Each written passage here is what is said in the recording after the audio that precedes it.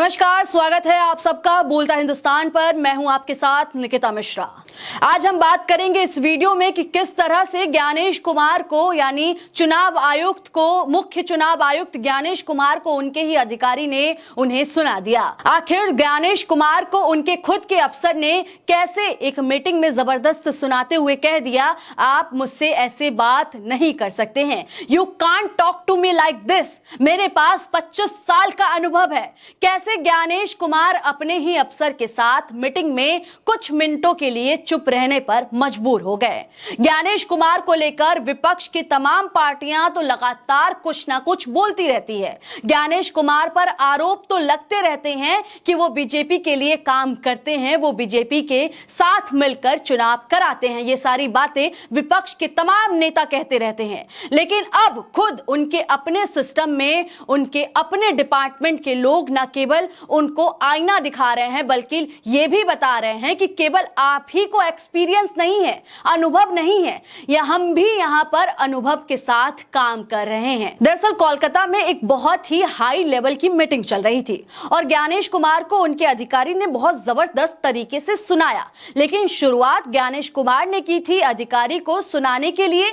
अधिकारी के पास 25 साल का अनुभव था। कुछ सवाल ज्ञानेश कुमार ने उनसे पूछे, जिसके बाद कहा सुनी हुई और कुछ मिनटों के लिए मीटिंग एकदम शांत हो गई। मीटिंग में एकदम शांति हो गई। पश्चिम बंगाल में इस वक्त चुनाव आयोग जिस तरीके से सक्रिय है, चुनाव आयोग किसी भी राज्य में उस तरह से सक्रिय नहीं दिखाई दे रहा है, ऐसा विपक्ष का कहना है, ममता बनर्जी का कहना है। वहां लगातार तबादले हो रहे हैं, पश्चिम बंगाल में लगातार तबादले हो रहे हैं। जिस हाई लेवल पर पश्चिम बंगाल में तबादले हो रहे हैं, वैसा तबादला कहीं भी नहीं हो रहा है। वहां लगातार गहन जांच हो रही है। एसआईआर में सबसे ज्यादा नाम पश्चिम बंगाल में ही काटे गए। जो खबर निकलकर अब सामने आ रही है, अभी उसके हिसाब से बहुत ही हाई लेवल मीटिंग हो रही थी पश्चिम बंगाल में, रिव्यू मीटिंग, जिसमें बहुत ही वरिष्ठ पोल ऑफिसर्स थे। उन ऑफिसर्स के बीच में और सीईसी ज्ञानेश कुमार के बीच में यह मीटिंग हो रही थी। ज्ञानेश कुमार वीडियो कॉन्फ्रेंसिंग के जरिए जुड़े हुए थे।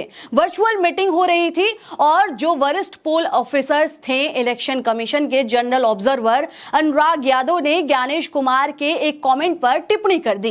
ज्ञानेश कुमार ने उनसे कुछ बोला, जिसके बाद उनको बात बुरी लग गई, यानी अनुराग यादव को बात बुरी लग गई और उन्होंने ज्ञानेश कुमार को जमकर सुना दिया। जिसके बाद ज्ञानेश कुमार ने उस अधिकारी को बोल दिया, आप घर जाओ, वापस जाओ, गो बैक होम। तो यह सुनकर अधिकारी को बड़ा बुरा लगा। जवाब में जो अधिकारी अनुराग यादव थे, उन्होंने कहा ज्ञानेश कुमार को, you can't treat me like this, we have given 25 years to this service, you can't speak like this. मतलब आप मुझसे इस तरह बात नहीं कर सकते हैं, मुझे 25 साल का अनुभव है, मैंने इस सर्विस में 25 साल दिए हैं, आप ऐसे मुझे ट्रीट नहीं कर सकते हैं। आपको बता दें कि Anurag Yadav principal secretary rank के ऑफिसर हैं उत्तर प्रदेश सरकार में। प्रिंसिपल सेक्रेटरी रैंक के अधिकारी के लिए इस तरह के शब्दों का इस्तेमाल करना, गो बैक होम मामला इतना गर्मा गर्मी हो गया कि कुछ ही देर के बाद मीटिंग में बिल्कुल शांति सी छा गई। ज्ञानेश कुमार भी कुछ देर के लिए बिल्कुल शांत हो गए। बता दें कि पता चला कि अनुराग यादव को उनकी सर्विस से फिलहाल के लिए हटा दिया गया है। मतलब जो जिम्मेदारी उनको दी गई थी जनरल ऑब्जर्वर की, उनके तौर पर उनको अब चुनाव आयोग की ओर से उनको तुरंत वहां से हटा दिया गया है। बुधवार को हुई इस ऑनलाइन बैठक में कूच बिहार साउथ के वरिष्ठ चुनाव पर्यवेक्षक अनुराग यादव ने मुख्य चुनाव आयुक्त ज्ञानेश कुमार की कुछ टिप्पणियों पर आपत्ति जताई। अब सोचिए, कोई अधिकारी जो खुद चुनाव प्रक्रिया की निगरानी करता है, सीधे सीईसी से सवाल पूछे और इसके बाद क्या होता है, अनुराग यादव को तुरंत उनके पद से हटा दिया जाता है। आसान भाषा में कहें तो यह ऐसा है जैसे लोकतंत्र की आंख और कान को ही बाहर निकाल दिया गया हो, सिर्फ इसलिए कि उसने सीधे सवाल किया। सूत्रों के मुताबिक अब अनुराग यादव ने सवाल उठाया तो सीईसी ने उन्हें कहा कि आप घर वापस जाओ, लेकिन अनुराग यादव भी कम नहीं थे। उन्होंने जवाब दिया, आप हमें इस तरह नहीं ट्रीट कर सकते हैं, हमने सेवा में 25 साल दिए हैं, आप इस तरह की बात हमसे नहीं कर सकते हैं। अब आप सोच रहे होंगे कि आखिर आखिर यह क्या है?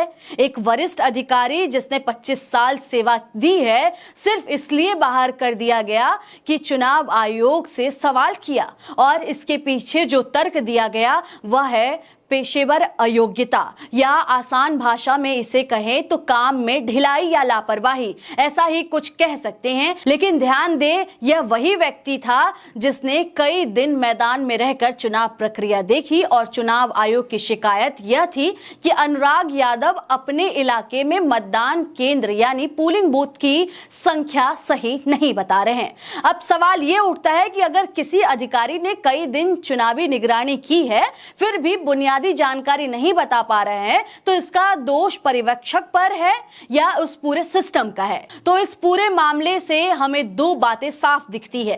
सीसी ज्ञानेश कुमार का रवैया, सवाल उठाने पर तुरंत प्रतिक्रिया, बिना जांच के कार्रवाई, चुनाव पर्यवेक्षकों और लोकतंत्र की निगरानी की प्रणाली में खामियां। यह घटना में हमें याद दिलाती है कि लोकतंत्र केवल वोट देने तक सीमित नहीं है, यह उन लोगों की सुरक्षा और स्वतंत्रता पर भी निर्भर है जो मतदान प्रक्रिया की निगरानी करते हैं। अगर निगरानी करने वाले अधिकारी डरते हैं या उन्हें धमकाया जाता है तो लोकतंत्र सिर्फ नाम का रह जाता है। अंत में सवाल यही बचता है कि क्या हमारी लोकतांत्रिक प्रणाली में सवाल पूछने और सच सामने लाने की स्वतंत्रता केवल एक दिखावा बनकर रह गई है?